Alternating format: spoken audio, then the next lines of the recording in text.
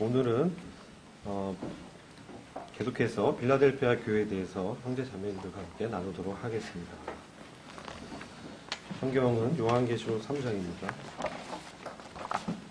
요한계시록 3장 7절부터 13절 말씀의 본문 말씀이 빌라델피아 교회에 관한 말씀입니다.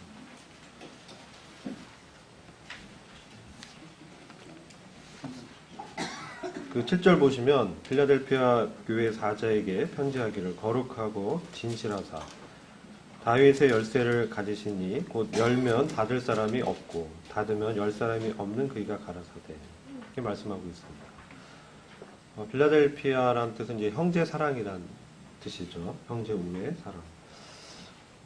이 필라델피아 교회에 대해서 지금 몇 시간째 말씀을 나누고 있는데요. 여기 나타난 주님의 모습이 지난 시간 때 거룩하고 진실하신 주님에 대해서 나눴습니다. 우리가 주님의 어떤 분이심을 볼 때 그 주님의 계시에 반응해서 그 주님의 어떠함에 부응한 삶을 살도록 하시는 것을 보게 됩니다. 오늘은 이제 다윗의 열쇠를 가지신 이로 이제 주님을 소개하고 있습니다. 이 말씀 이제 이사야서 22장에 나오는 그 말씀을 인용한 부분인데요. 이 다윗의 열쇠라고 했을 때 이것은 우리가 다윗 하면 우리 주님이 다윗의 후손으로 오셨잖아요. 그리고 다윗은 이스라엘의 위대한 왕이었습니다. 그리고 성경에서 열쇠 하면 이것은 이 통치에 관련된 말씀입니다. 통치권, 이 권세.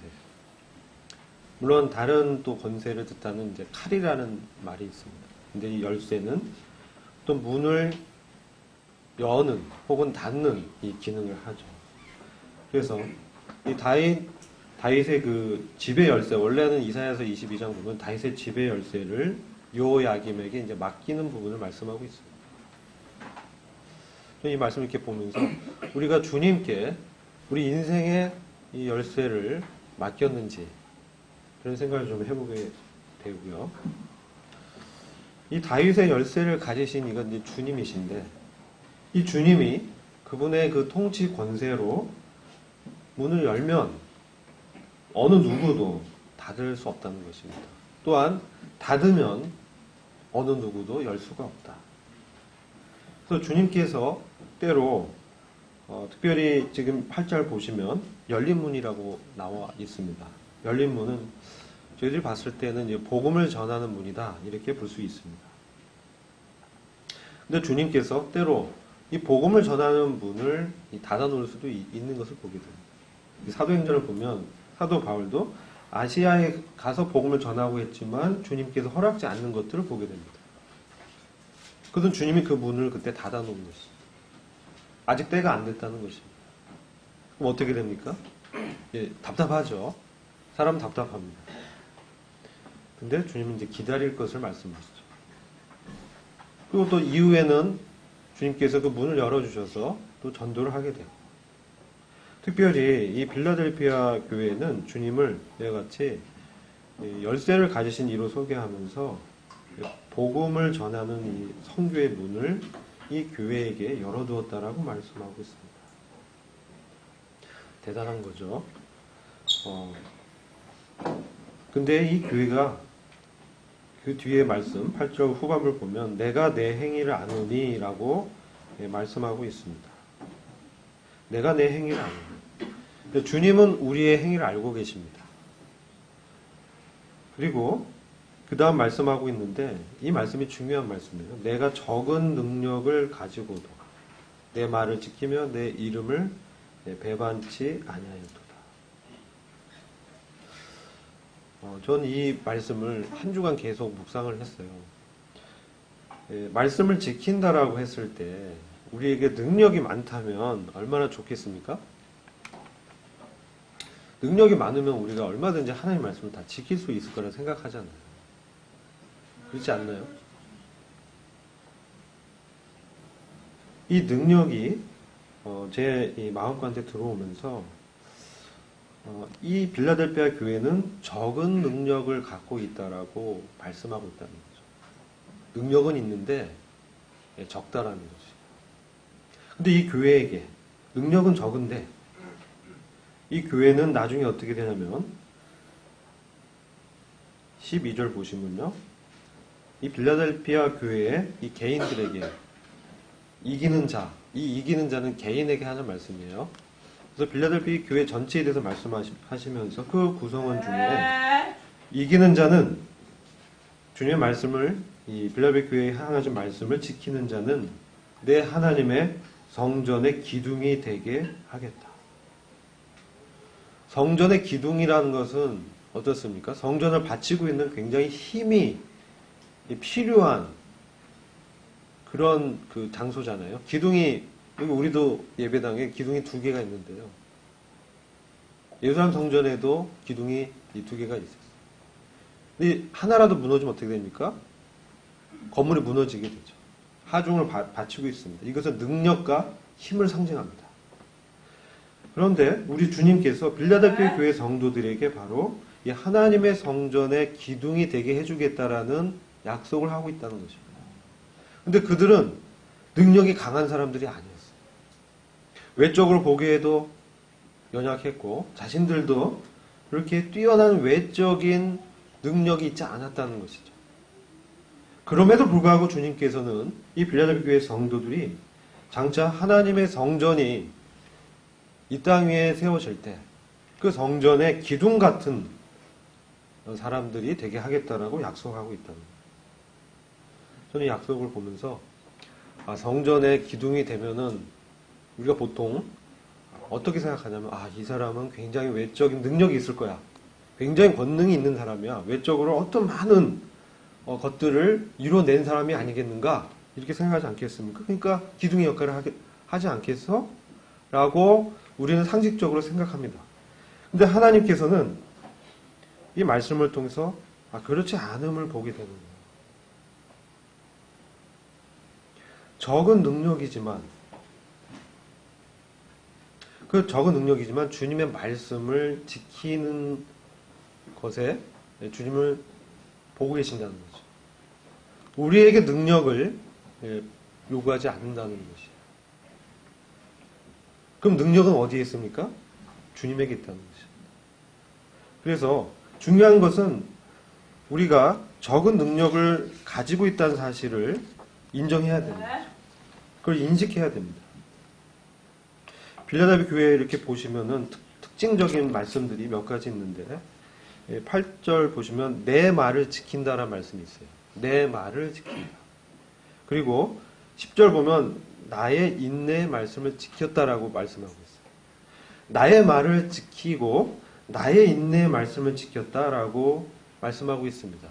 여기서 주님께서 특별히 나의 말을 지키고 있고 나의 이름을 또 8절 후반부에는 배반치 아니하였다.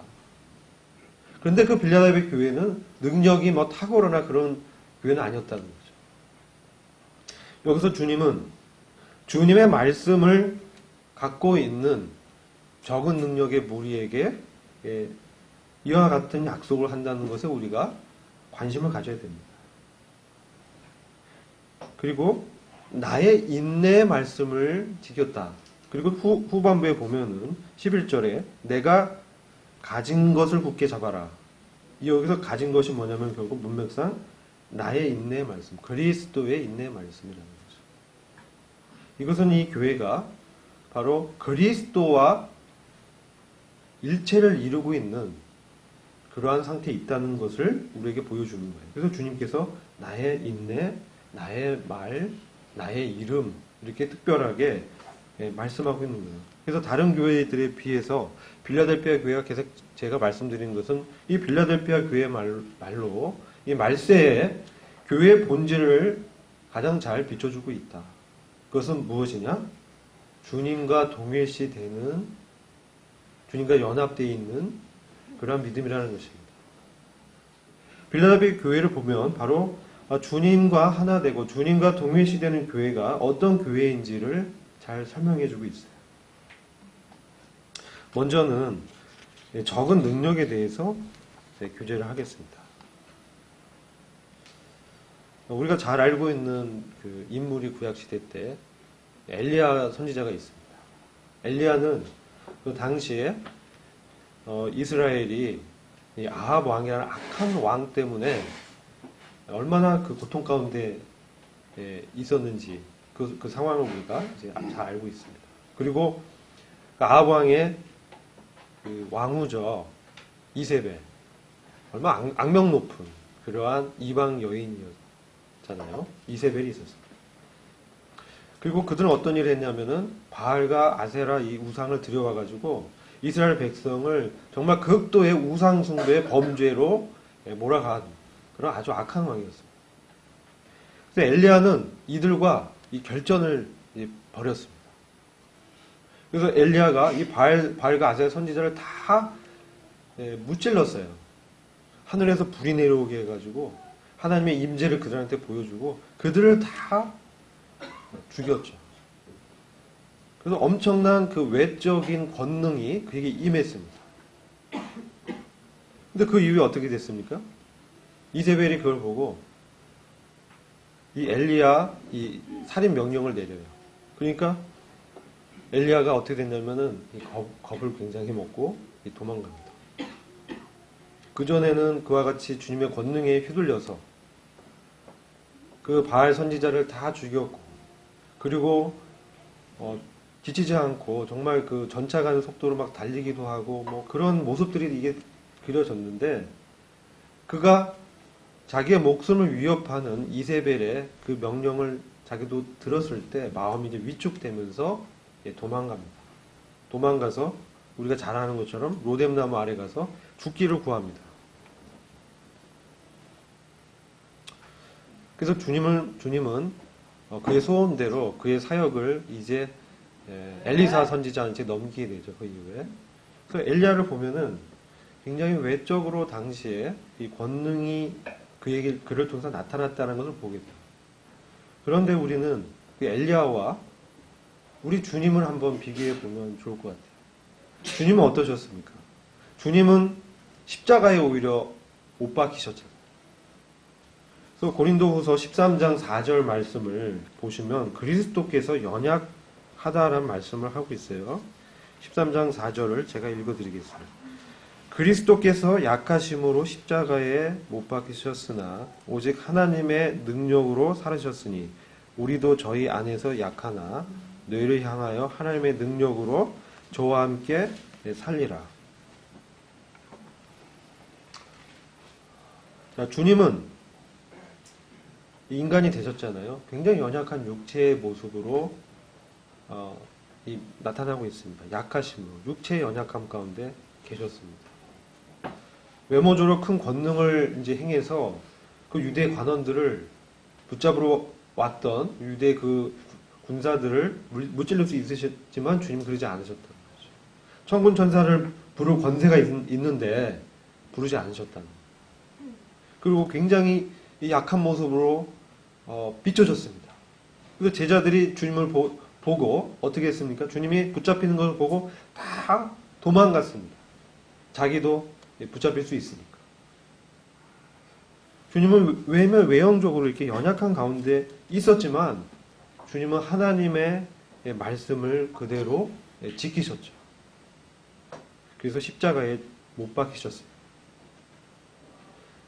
외면적으로 권능이 나타나지 않을지라도 그의 마음은 아버지의 뜻으로 꽉 차 있었고 아버지께서 맡기신 그 잔을 취해서 죽음의 고난의 잔을 마시게 됩니다.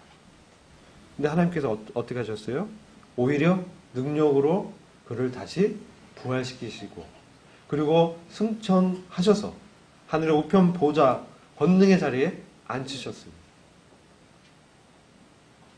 여기서 우리는 하나님께서 과연 무엇을 보고 있고 인정하는가 이것을 주목해야 됩니다. 때로 우리는 외적으로 나타나는 이 권능과 능력에 더 관심을 갖고 더 그것에 사로잡히고 아버지와 내밀한 관계 속에서 아버지는 어떤 것을 원하시는가는 소홀히 여기게 되는 그러한 이 엘리야와 같은 우를 범하지는 않느냐는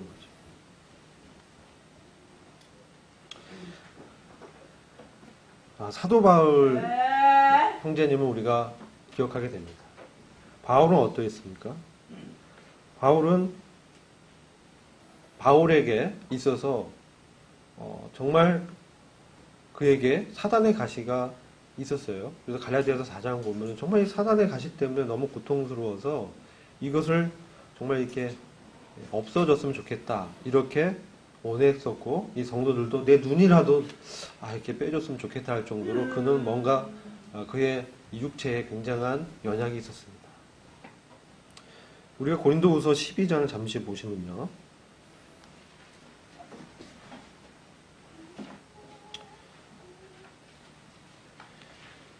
네, 7절 보면 여러 계시를 받은 것이 지극히 크므로 너무 자고하지 않게 하시려고 내 육체에 가시고 사단의 사자를 주셨으니 이는 나를 쳐서 너무 자고하지 않게 하려 하심이라. 이것이 내게서 떠나기 위하여 내가 3번 주께 간구하였더니 내게 이르시고 내 은혜가 내게 족하도다. 이렇게 말씀합니다. 이는 내 능력이 약한 데서 온전하여 짐이라 하신지라. 이러므로 도리어 크게 기뻐함으로 나의 여러 약한 것들에 대하여 자랑하리니 이는 그리스도의 능력으로 내게 머물게 하려 함이라.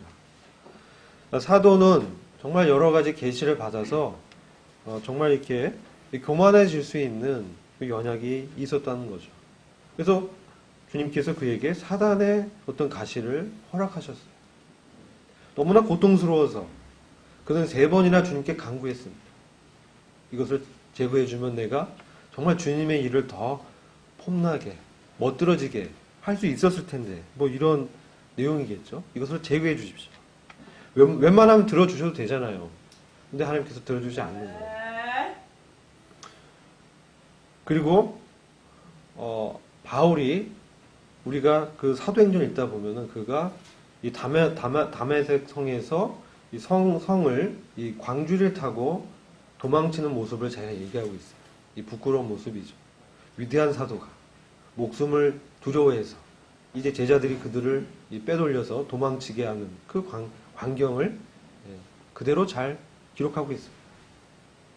그 사도가 또 이 구절을 보면 여러 약한 것들을 갖고 있었어요.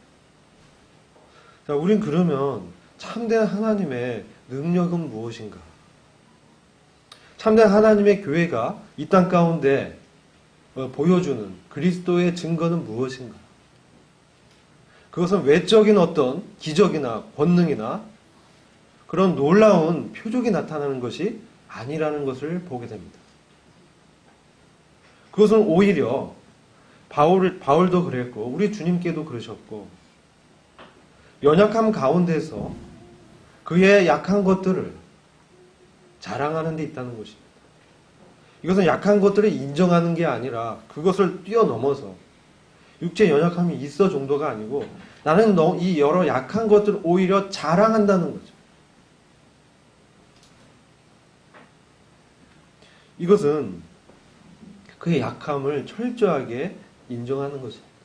그의 육체에 약함이 있다라는 것을 이제는 문제를 삼지 않고 오히려 하나님께서 내게 내 은혜가 너에게 족하도다 하는 말씀을 의지하고 오히려 자랑하면서 뭐라고 하냐면 그리스도의 능력으로 내게 머물게 하려 함이라.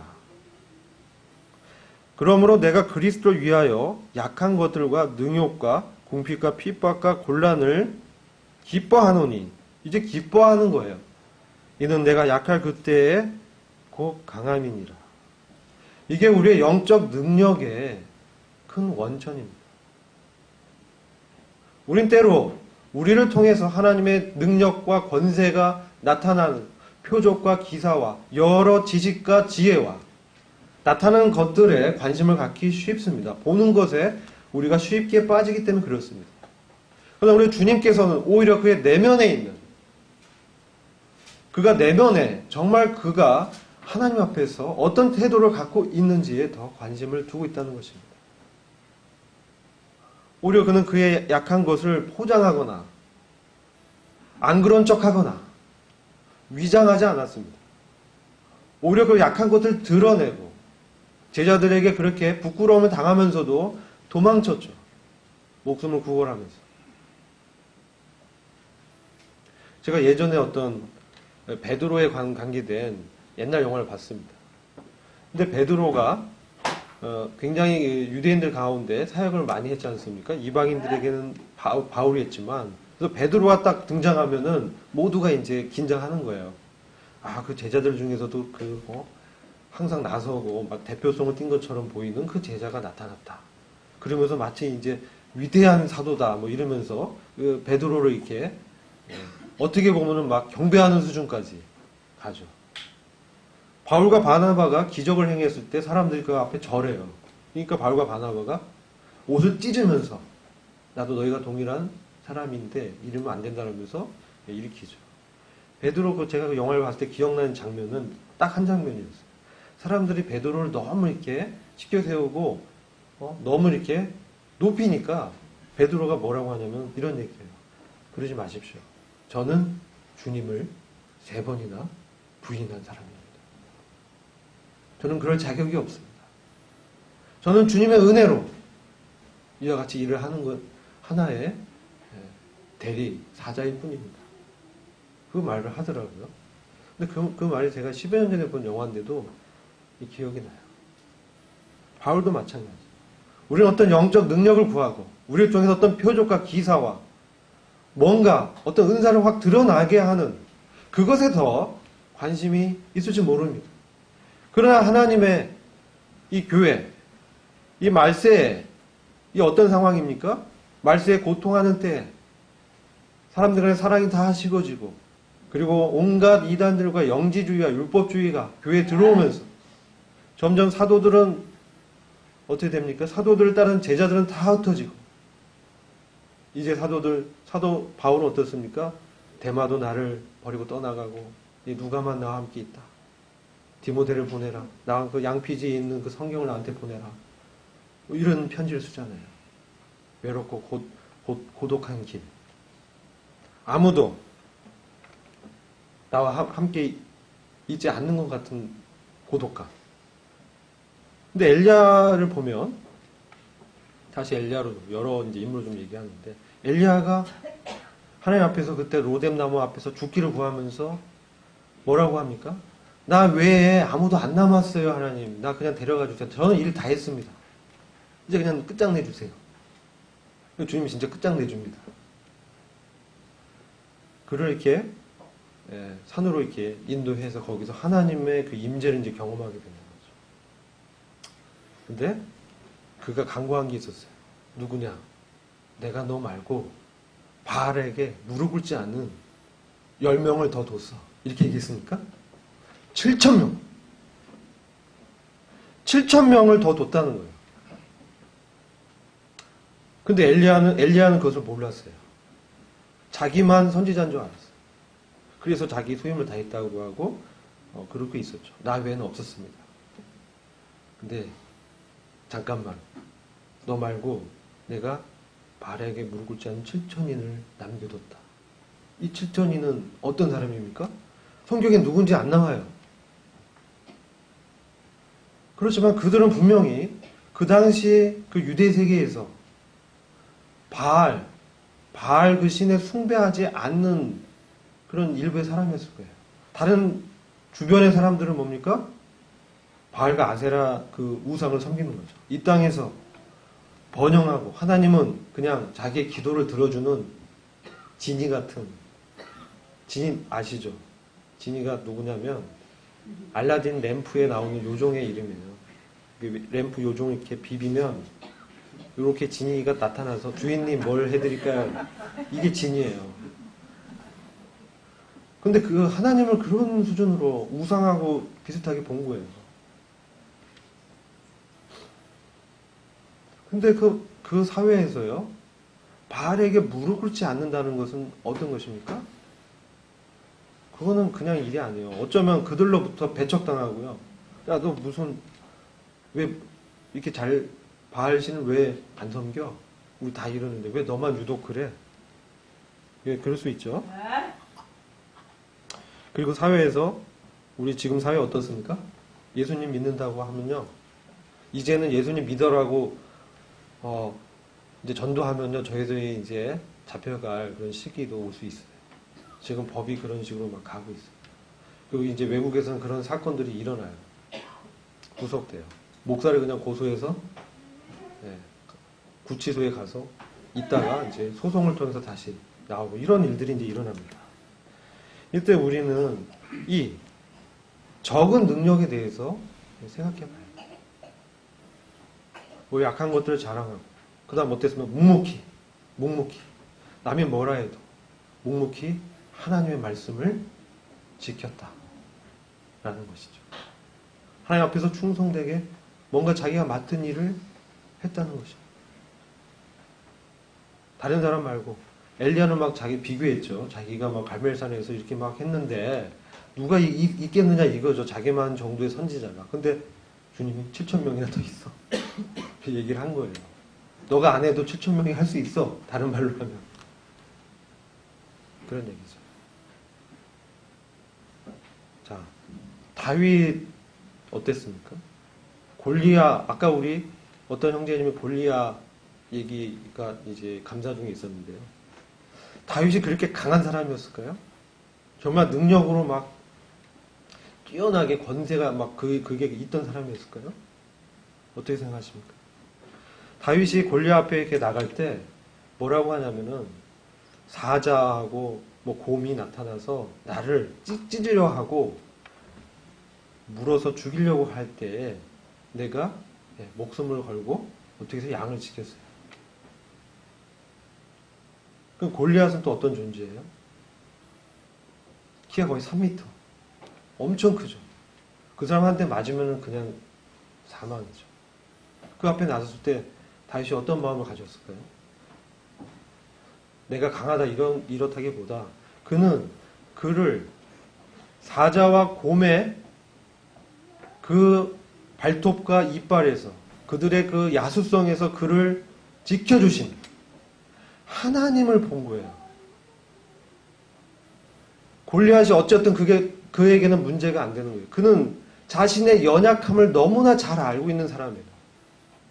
그래서 골리앗과 자기를 비교하기보다 사자와 곰의 발톱에서 자기를 구원하신 하나님을 바라본 거예요. 그게 믿음입니다. 그래서 그는 골리앗을 이제 죽이게 되죠. 자, 우리가 가나안 정탐한 12명 잘할 거예요. 그 10명 어땠습니까? 안악자손, 거대한 거인들이 있어서 우리가 그들을 정복할 수 없습니다. 이 순간 어떻게 됩니까? 이 전쟁이 자기와 안악자손의 전쟁으로 인식한 거예요. 근데 여호수아와 갈렙은 그 전쟁이 하나님과 안악자손의 전쟁으로 믿은 거예요. 그의 관점이 어디였습니까? 이 전쟁은 하나님께 속했다는 거죠. 다윗도 마찬가지. 그들은 그들의 성정이나 그들의 어떤 이런 것을 의지하지 않은 거예요.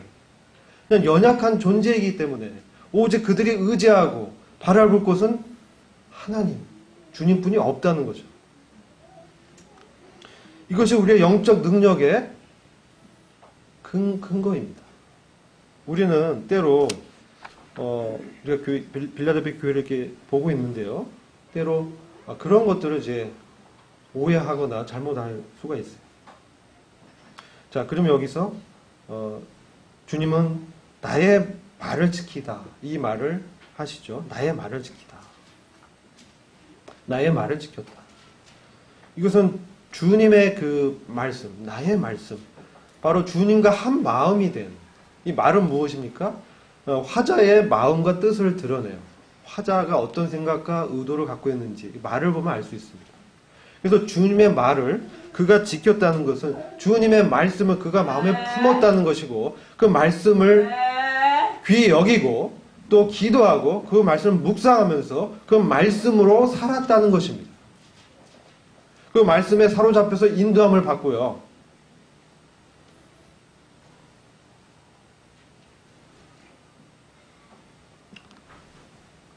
이것은 무엇이냐면 바로 주님의 말씀을 통해서 내가 주님과 정말 하나 된 존재로서의 자기 존재를 봤다는 거죠.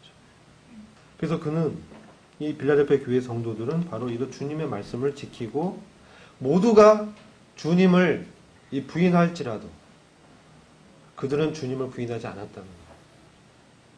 그러한 상황 가운데 그들의 능력은 보잘것 없었어요. 적은 능력이에요. 그렇지만 그들은 그들에게 신실하게 나타나고 역사한 주님을 신뢰했어요. 그래서 부인하지 않았어요. 우리는 이런 부분들을 잘 봐야 됩니다. 그리고 주님의 인내의 말씀이라고 하고 있습니다. 기다렸다는 것이죠. 때로 우리가 주님 문을 열어주지 않을 때가 있습니다. 매우 답답합니다. 왜 이렇게 문을 열어주지 않을까? 우리는 잘 모릅니다.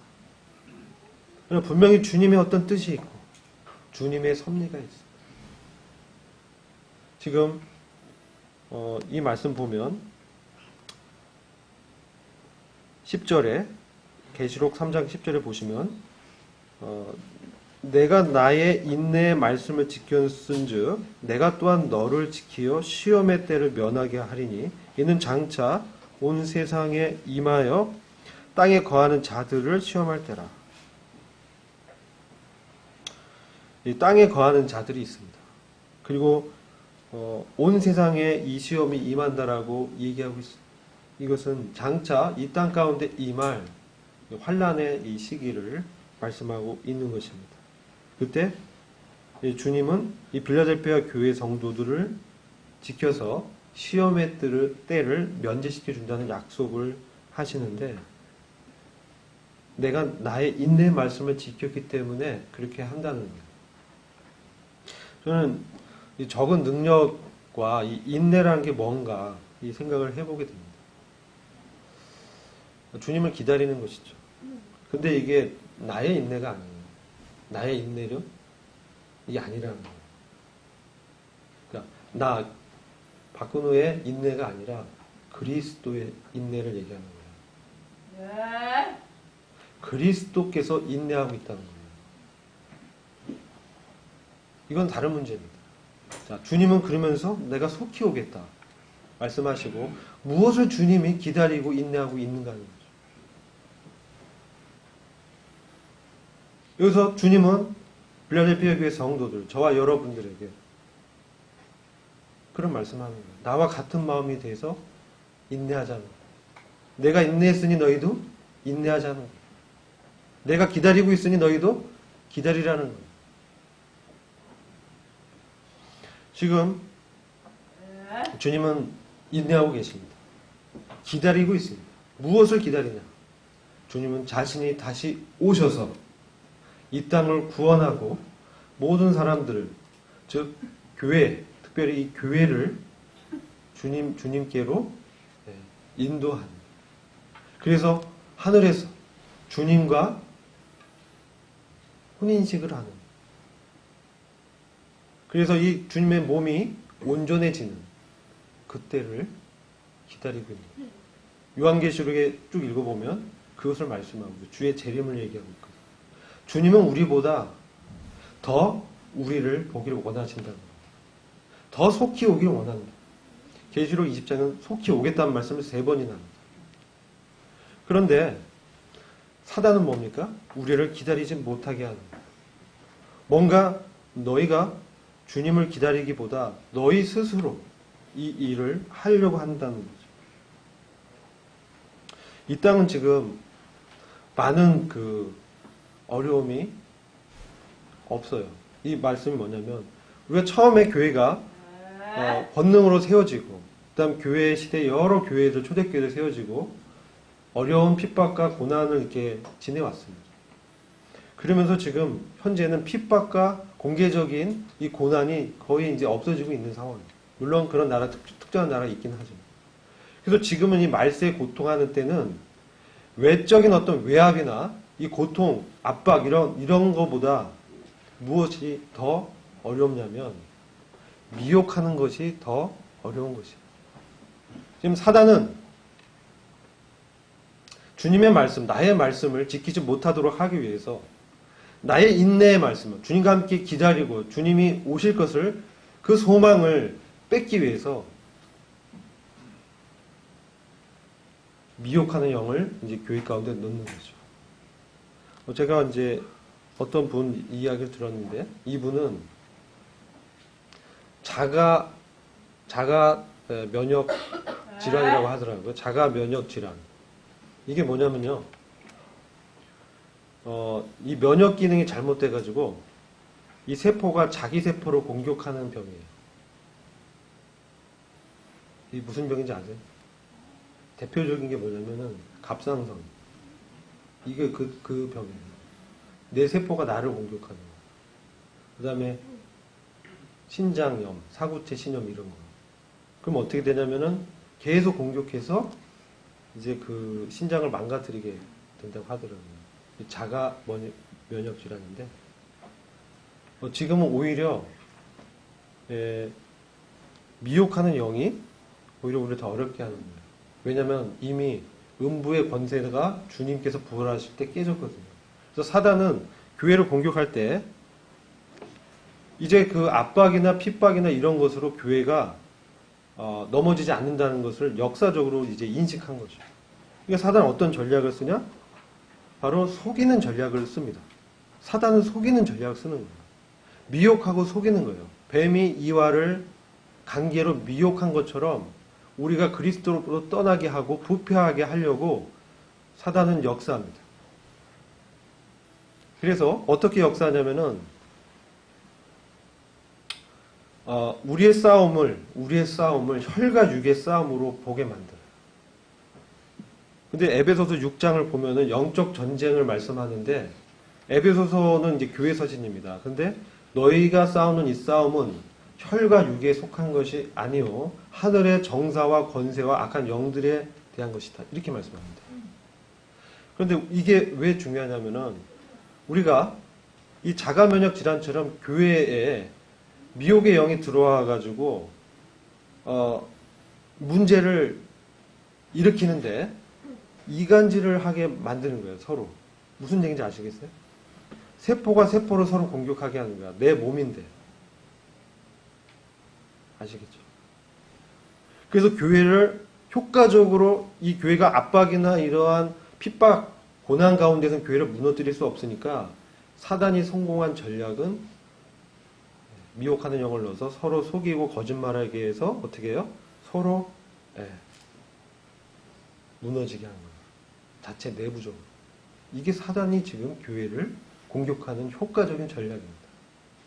이제 사단 알고 있는 거죠. 미혹의 영을 보내서 이간질시킵니다. 근데 왜 그러냐? 우리는 혈과 육에 속한 것으로 이 문제를 보기 때문에 그렇습니다. 혈과 육에 속한 것, 그 다음 뭡니까? 누가 능력 있느냐, 이렇게 되는 거예요. 누가 능력 있느냐, 누가 더 크냐. 제자들이 그런 싸움이 있어요. 누가 더 크냐. 그리고 서로 공격하고 판단하고 비판하게 하면서 서로 이간질시키는데 이게 그 사람이 하는 게 아니고요. 그 뒤에 있는 악한 영들과 정사와 권세가 그렇게 하는 거예요. 그래서 사랑하는 지체를 어떻게 합니까? 오해하게 하고 판단하게 하고 서로 이간질을 시켜가지고 서로 이렇게 분리시키는 거예요. 그런데 그 전쟁은 영적 전쟁이라는 거죠. 사단은 우리에게 그걸 항상 매 순간 생각을 넣어서 그렇게 멀어지게 합니다. 이것은 비단 교회 내뿐만 아니라 사회에서도 마찬가지예요. 교회 내에서 일어나는 사건 중에 가장 우리가 기억하는 것은 베드로가 주님이 십자가의 길을 가겠다고 하시니까 주여 그리하지 마옵소서라고 합니다. 그러니까 주님 뭐라고 합니까? 베드로야 물러가라 그렇게 얘기 안 해요. 뭐라고 하세요? 사단아 물러가라. 내 뒤로 물러가라. 너가 어찌하여 하나님의 일보다 사람의 일을 우선시하는 거야. 베드로를 꾸짖는 게 아니고요. 베드로 뒤에서 역사한 사단의 영을 꾸짖은 거예요. 그러니까 베드로가 이제 정신 차렸겠죠. 오히려 너가 나를 3번이나 부인하고 사단이 너를 밀가부르듯 청구했지만 내가 너를 위해서 기도했고 돌이킨 후에 내 형제들을 세워라. 이렇게 이제 말씀하잖아요. 돌이킨 후에 내 형제를 세워라. 그러니까 우리가 이 직장이나 사회생활에서도 이 영적 전쟁에서 주님의 음성, 주님의 말씀, 주님의 인내하는, 주님이 다시 오셔서 우리와 함께하는 그 소망의 말씀, 주님이 우리와 함께하고 주님이 우리와 하나 되기를 원하는, 그 연합하길 원하는 그 말씀을 지키지 못하고 어느덧 우리는 우리의 혈과 육에 빠져서 우리에 대해서 안 좋게 얘기한다고 들리는 그것은 사실은 그 뒤에 있는 악한 영들의 속임수라는 것을 잊어버리는 거예요. 그럼 그때부터는 육체끼리 싸우게 됩니다. 그 외적으로도 마찬가지예요. 그래서 막 사장님이 뭐라면 미워하고 미움이 생깁니다. 왜 나한테 이래? 왜 미움이 생기고 막 보기 싫어지고. 제가 직장에서 그랬거든요. 주님께 기도했습니다. 그러니까 주님이 그걸 보게 하셨어요. 너가 속한 싸움은 혈과 육에 속한 것이 아니고 하늘의 정사와 권세와 악한 영들에 대한 것이다. 그걸 깨우쳐 주셨어요. 그러니까 이제 그 사람 뒤에 저한테 뭐라고 해서 이 뒤에 우리는 항상 주님의 관점에서 모든 상황을 봐야 됩니다. 왜 지금 우리에게 문이 열리지 않고 답답하고 왜 우리의 촉구하는 어려움이 있습니까?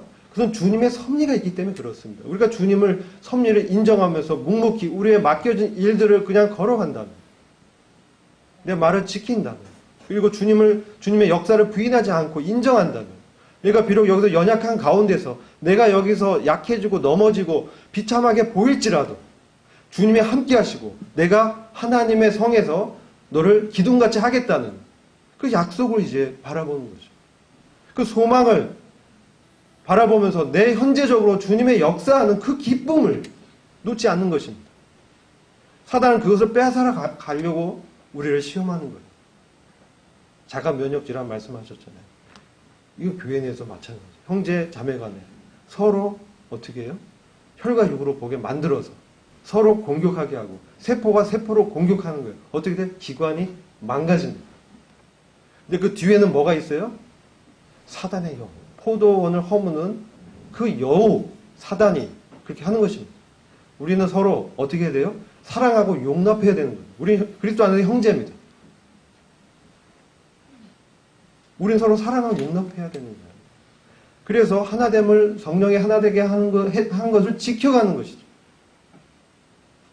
필라델피아 교회는 그것을 지킨 것입니다. 인내하고 기다린 것입니다. 주님이 나타나서 그것을 해결해 주실 것을 기다린 것입니다. 난 연약한 자이기 때문에 나의 약함을 이제 의지하지 않고 내 자신이 주님 앞에서 아무것도 아니라는 것을 인정하면서 주님만이 높아지기를 바라는 것이죠. 그때 주님은 이 교회에 이 열린 문을 두셔서 그들을 통해서 복음이 계속 증거되게 하시고 주님의 나라를 그들을 통해서 기둥같이 일으키시겠다는 그런 비전이 이 교회에 있었던 것입니다. 우리를 봤을 때 연약하고 작아 보이잖아요. 주님은 그걸 따지지 않습니다. 묵묵히 주님의 말씀을 지키고 인내하면서 주님이 오실 때까지 이 믿음의 길을 가는 것입니다. 거기에 주님의 상이 보상이 있는 것입니다. 형제 자매들은 이제 사랑의 대상인 것이죠. 기도하고 마치겠습니다. 주님, 오늘 주님 또 빌라델피아 교회에 주님의 말씀을 또 보여주시고 주님의 인내에 동참하게 하시기 원하는